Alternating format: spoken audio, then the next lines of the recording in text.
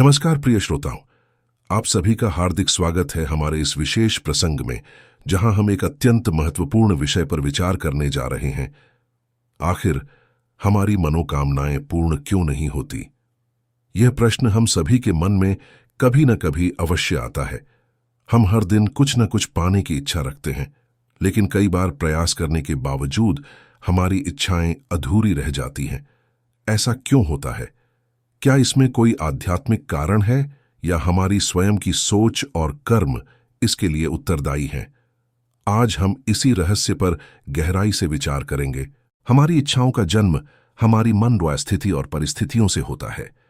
जब भी हम किसी चीज की कामना करते हैं तो हमारा मन एक विशेष ऊर्जावान स्थिति में आ जाता है। लेकिन यहां प्रश्न उठता है, क्या हम वास्तव में उसकी प्राप्ति के योग्य भी हैं?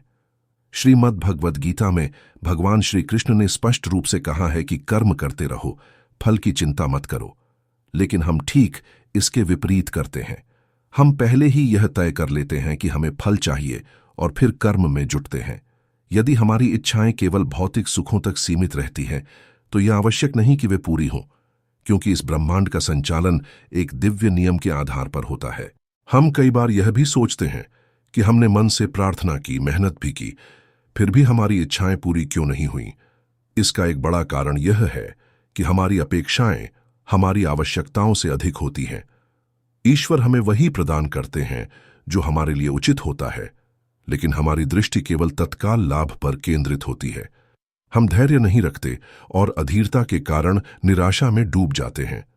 किसी भी इच्छा की पूर्ति के लिए समय और परिस्थिति का अनुकूल होना भी आवश्यक है। एक और महत्वपूर्ण तथ्य यह भी है कि हम केवल मांगना जानते हैं, लेकिन देने के लिए तैयार नहीं होते। जीवन का मूल सिद्धांत है, जो देता है वही पाता भी है। यदि हम केवल अपने सुख के लिए इच्छाएं रखते हैं और दूसरों के कल्याण की चिंता नहीं करते, तो हमारी कामनाएं पूर्ण नहीं होती। इसीलिए संतजन हमेशा परोपकार और सेवा की भावना को प्राथमिकता देते हैं।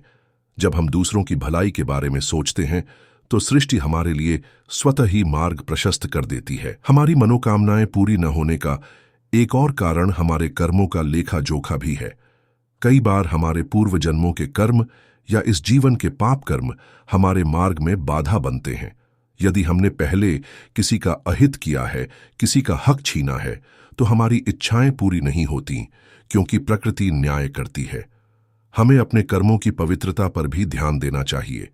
स्वार्थी मनोवृत्ति से किए गए कार्यों का फल हमेशा सुखद नहीं होता।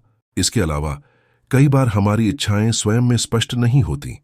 हम चाहते तो बहुत कुछ है, लेकिन हमें यह ही नहीं पता कि वास्तव में हमें क्या चाहिए। हमारी इच्छाएं भ्रम और अस्थिरता से भरी होती है। जब तक मन में स्पष्टता नहीं होगी, तब तक सृष्टि भी हमारी सहायता नहीं कर सकती। इसलिए किसी भी इच्छा को प्रकट करने से पहले यह सोचना चाहिए कि क्या वह सच में हमारी आवश्यकताओं से मेल खाती है या केवल क्षणिक आकर्षण है। अध्यात्म में यह भी कहा गया है कि जब हमारी मनोकामना पूरी नहीं होती, तो हमें इसे एक संकेत के रूप में लेना चाहिए कि ईश्वर हमारे लिए कुछ और, इससे भी श्रेष्ठ योजना बना रहे हैं। कई बार ऐसा होता है कि जो हमें नहीं मिलता वही हमारे लिए सबसे अच्छा होता है। समय बीतने के बाद हमें इसका एहसास होता है कि अगर वह इच्छा पूरी हो जाती, तो शायद वह हमारे जीवन में कोई बड़ी परेशानी भी ला सकती थी। अब प्रश्न उठता है कि हमारी इच्छाएं पूर्ण हों, इसके लिए हमें क्या करना चाहिए? सबसे पहले हमें अपने कर्मों को शुद्ध करना होगा। जब हमारे कर्म अच्छे होंगे, तो सृष्टि स्वतः ही हमारा साथ देगी। दूसरा, हमें धैर्य और विश्वास बनाए रखना होगा। ईश्वर पर विश्वास ही हमें सही मार्ग पर आगे बढ़ने में सहायक होता है। तीसरा, हमें केवल अपने लिए नहीं, बल्कि दूसरों के लिए भी सोचना होगा। जब हम निस्वार्थ भाव से दूसरों के लिए प्रार्थना करते हैं, तो हमारी अपनी इच्छाएं भी पूरी होने लगती हैं। अंत में हमें इस सत्य को स्वीकार करना होगा कि हर इच्छा का पूरा होना हमारे हाथ में नहीं है। कुछ चीजें हमारे लिए उचित नहीं होती, इसलिए हमें हर स्थिति में संतोष रखना चाहिए। जब हम संतोष और कृतज्ञता के भाव को अपनाते हैं, तो हमें वही मिलता है जो हमारे लिए सबसे श्रेष्ठ होता है। प्रिय श्रोताओं, यह जीवन एक यात्रा है जिसमें हमें निरंतर सीखते रहना है। मनोकामनाओं की पूर्ति से अधिक महत्वपूर्ण है हमारा मानसिक और आत्मिक विकास। यदि हम इस सत्य को समझ लेंगे तो हमारी हर इच्छा अपने सही समय पर पूर्ण होगी। इस विषय पर आपके क्या विचार हैं, हमें अवश्य बताएं। धन्यवाद।